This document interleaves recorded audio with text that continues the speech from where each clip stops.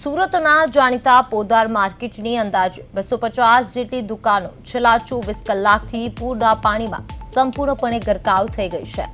આશ્ચર્યની વાત તો એ છે કે આટલો લાંબો સમય વીતી ગયો હોવા છતાં માર્કેટમાંથી પાણીનો નિકાલ કરવામાં તંત્ર સદંતર નિષ્ફળ નીવડ્યું છે, જેના કારણે વેપારીઓ બેહાલ બન્યા છે અને અંદાજે 200 કરોડ રૂપિયા કરતાં પણ વધુનું અદદ નુકસાન થવાની ભીતિ સેવાઈ રહી છે।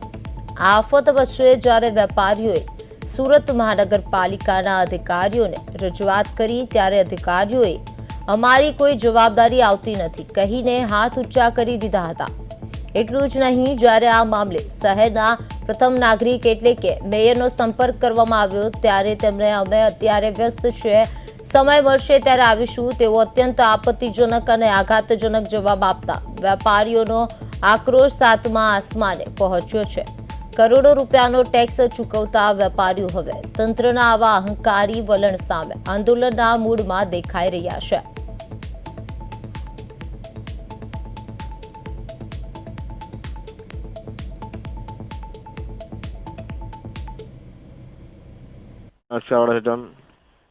હલો, બોલો। આ વરાછા ઝોન માંથી બોલો સાહેબ?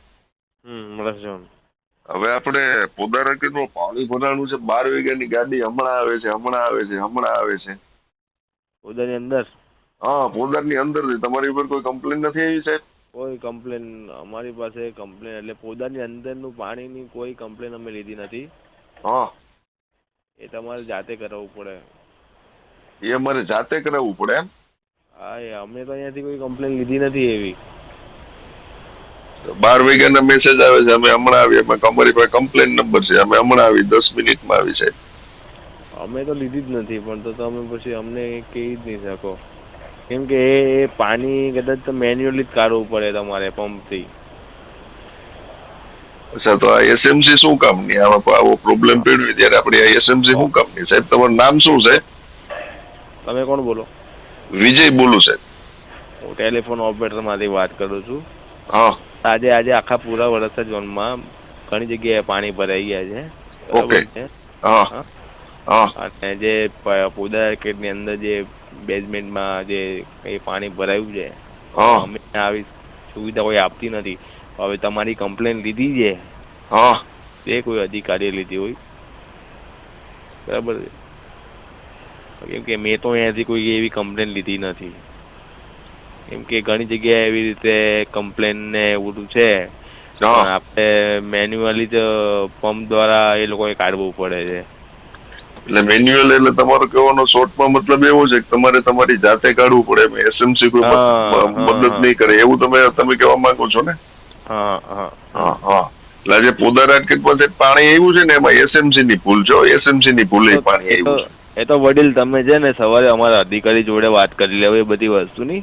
આ એસએમસી કંટ્રોલ રૂમ નો નંબર છે, ઇમરજન્સી ઠીક છે, કાપો એમાં મારી સાથે વાત કરીને કોઈ મતલબ નથી। હા, ઠીક છે।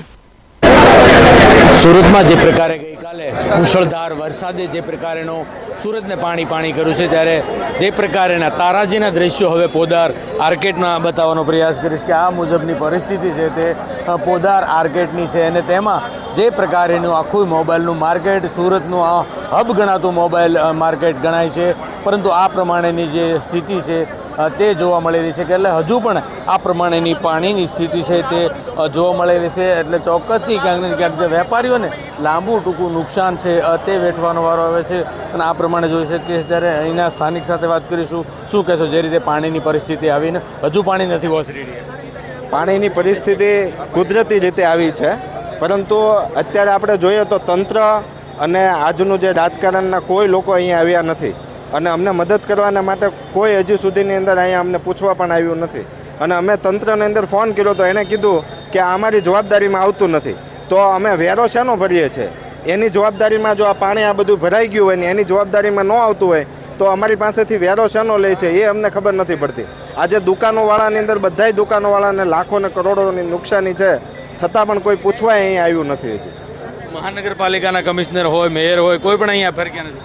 કોઈ આવ્યું નથી, નાનામાં નાનો માણસ સાહેબ પણ કોઈ અહીંયા જોવા નથી આવ્યો, અને અમે અહીંયાથી ફોન કરીએ છીએ તો એ લોકો એવું કહે છે કે એ કુદરતી છે ને એ પાણી ભરાઈ ગયું, એમાં અમારી જવાબદારી નથી।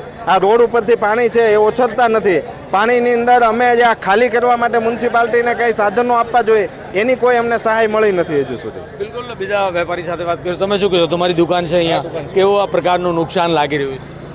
નુકસાન તો ટોટલ લોસ જ છે. 10 થી 20% માલ અમને 10 મિનિટમાં જેટલો ટાઈમ મળ્યો એટલો અમે માલ કાઢ્યો. હવે હું કહું તો તાળું મારવાની પણ અમને ટાઈમ નથી મળ્યો. 10 મિનિટમાં 1.5 માળ સુધી પાણી આવી ગયેલું હતું. બરોબર. કાલ સવારથી અમે બેઠા છીએ પોદારમાં. એક અધિકારી આંટો મારવા નથી આવ્યો. ટાઈમે વેરો લેવા આવી જાય છે. વેરો ક્યારેક અમારી પાસે ન હોય એમ કંઈ સાંજે આવો તો એ ટાઈમે પાછા આવી જાય છે. બરોબર.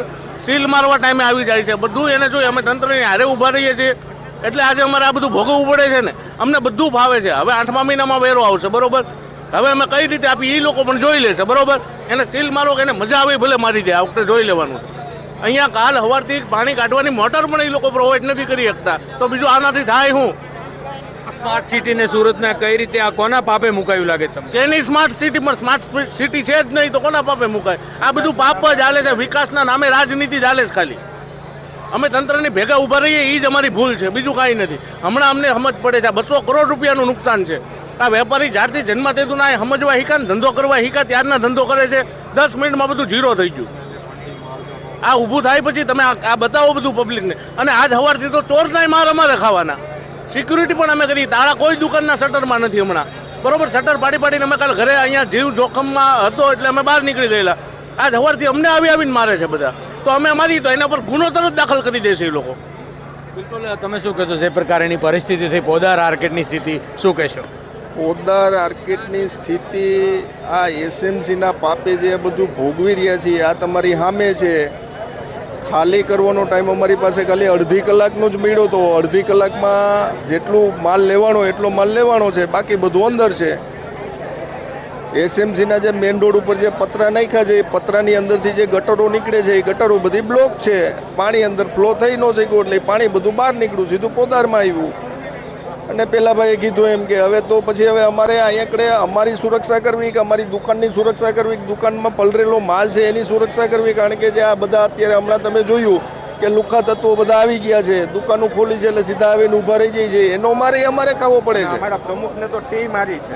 બરોબર. અમારા પ્રમુખને કાલે મારામારી થઈ છે. તો આ બધું ક્યાંનું તંત્ર, આ બધું ક્યાંનું સ્માર્ટ સિટી, આ બધું શું હાલે છે? કોઈ જવાબ નથી દેતા. એસએમસીમાં ફોન કરીએ તો કે અમારી જવાબદારીમાં નથી આવતું, એ તમારે જાતે કરવું પડે. તો એસએમસીને હું ખાલી વેરો અને વ્યવસાય વેરો ઉઘરાવવાનો જ ખાલી ટાઈમ છે.